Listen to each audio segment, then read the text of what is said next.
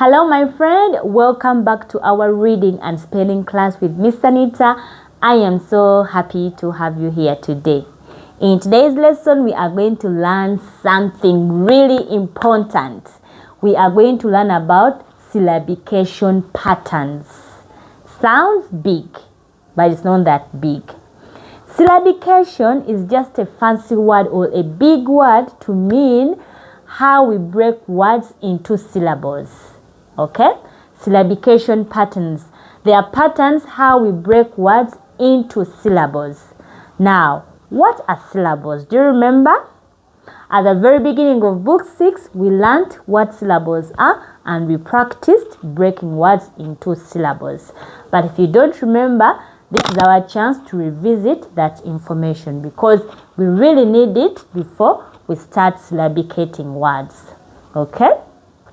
A syllable is a part of a word with one vowel sound. So a word might have one syllable, or you can say one part, or two parts, or three parts, but each part of that word must have a vowel sound. Great. Now, how do you tell how many syllables does a word have? Well, there are two strategies. Sometimes you can clap the word as you say it.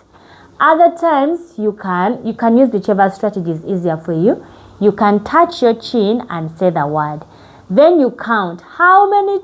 You can place your hand below your chin like this and then count how many times does my jaw drop to touch the hand as I say that word. For example, let's say the word cat. Place your hand beneath your chin. We are going to check. Does your chin touch the hand? How many times does your chin touch your hand as you say the word cat? All right, let's check. Cat. It dropped once. That means the word cat has one syllable. Okay, good. Let's try the word baby. First, test it out. Baby. How many times did it drop? Twice. Let's try again. Baby.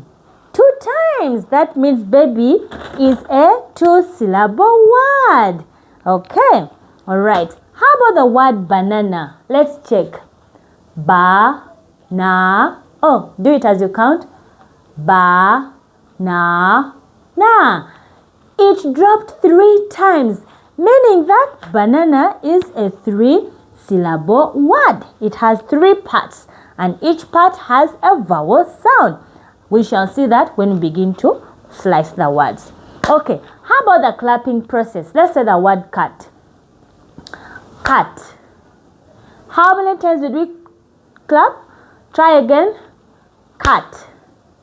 1 time. It's a 1-syllable word. Let's try the word baby. Baby. How many times? 2 times. That means it's a 2-syllable word. How about the word banana? Let's try. Banana. 3 times. It's a 3-syllable word. Great. Now, syllabication helps us to read longer words easily. If we learn how to break words into syllables, it will help us to read longer words easily. It will help us to spell longer words with ease, and then our reading fluency will also improve, because fluency means reading at a good pace, reading all words correctly. You can't do that unless you can read those bigger words at a good speed. Not too slow, not too fast. And they have to be accurate. So when you learn how to break words into syllables, the reading and the spelling will become easier. Now in today's lesson, before I move you to the syllabication patterns, the different syllabication patterns, I am going to give you a bit of practice to count syllables in words. By the time you get your workbook, you'll have a page. You'll have a bunch of pictures whereby you name the picture. Just a minute.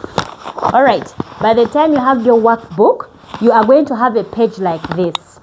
You are going to name the picture and count how many syllables you hear in the word.